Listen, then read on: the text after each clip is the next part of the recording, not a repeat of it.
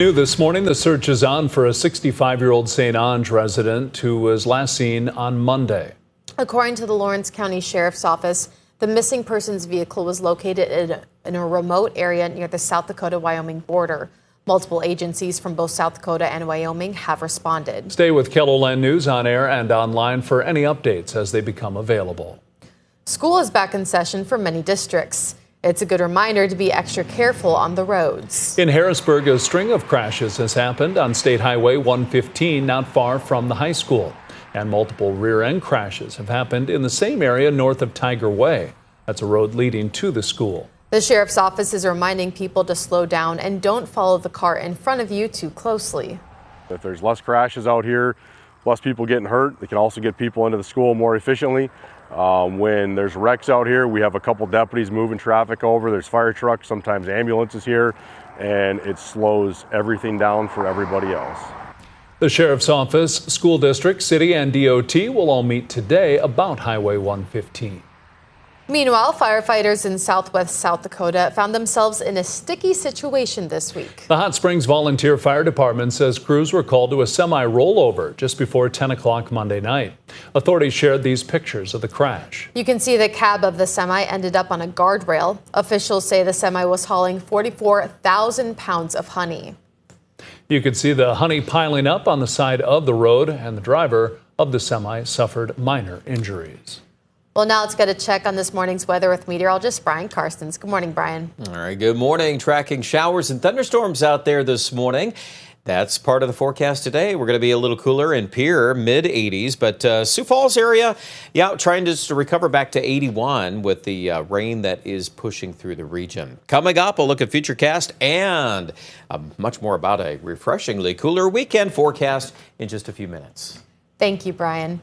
The Sioux Falls Little League team's dream season came to an end Wednesday night, losing to South Carolina 7-6 in extra innings in the World Series. Even though it was a heartbreaking loss, the parents told their kids they couldn't be prouder of how they played, but even more so how proud of them they are as they represented the state. I can't even put into words what something like this was like as a parent, as you know, I can't even think what it was like for a player. You know, it was really something that was special, and it's something that I'll remember, that our family will remember forever. Joe Henderson, who is the dad of first baseman Kenson Henderson, says he was on the road for 23 days straight, including the games they played in Indiana. Bike night at the Red Rock Bar and Grill near Rowena spans 17 weeks every Wednesday night, May through September. The event is a fundraiser for Children's Home Society of South Dakota and has raised hundreds of thousands of dollars over the years. The Red Rock owner says it wouldn't be possible without the people. They're the ones that have donated most of the money, and I mean, they're the ones that play the 50-50 and do the drawings and participate in all the stuff that we do. There will be a motorcycle giveaway on Wednesday, September 3rd. Raffle tickets are $100 and only 500 will be sold. You do not have to be present to win. But that won't be the final bike night. After a number of rainouts this summer, Red Rock plans to add bonus bike nights in September to help raise more money for Children's Home Society. We provided a link to the bike night site under this story on KELOLAND.com. There's a festival tomorrow that celebrates Indigenous culture. The All My Relatives Festival features different Native American artists and a fashion show.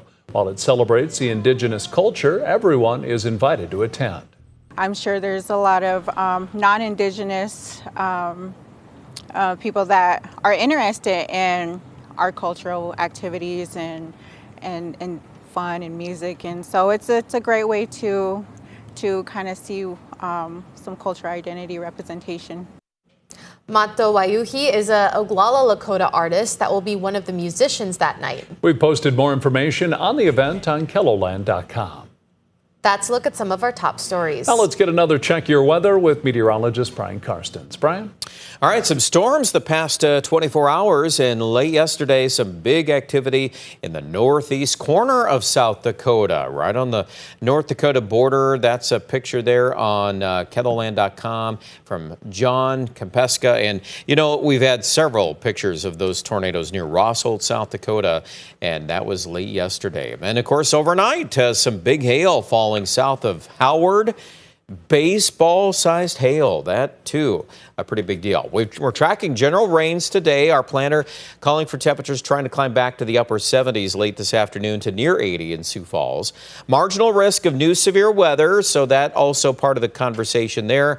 It does not include, though, Aberdeen and Mobridge. We think that as this line of showers and thunderstorms continues to push through, that's going to be the vast majority of the rain today for Sioux Falls. This is the map here through mid-morning. I'll stand back out of the way. You can see all of that scattered activity. The clearing line there in the north central and the northwest. And, you know, you look at the forecast for tonight, maybe a few more cells on radar in the Black Hills region. That's still possible. But Sioux Falls will likely clear this evening and overnight. And then for the weekend, refreshingly cooler northwesterly winds will be common. Temperatures in the upper 60s to low 70s. And we're going to stay there, too. We're going to have a nice start to early next week, especially if you love just a little early taste of almost fall-like weather. 71 the high on Sunday, 70 Sioux Falls on Monday. Overnight lows are in the 40s for at least a couple of mornings. That's also true for Aberdeen. I kind of watched that Tuesday morning low. That one might actually need to be lowered a little bit.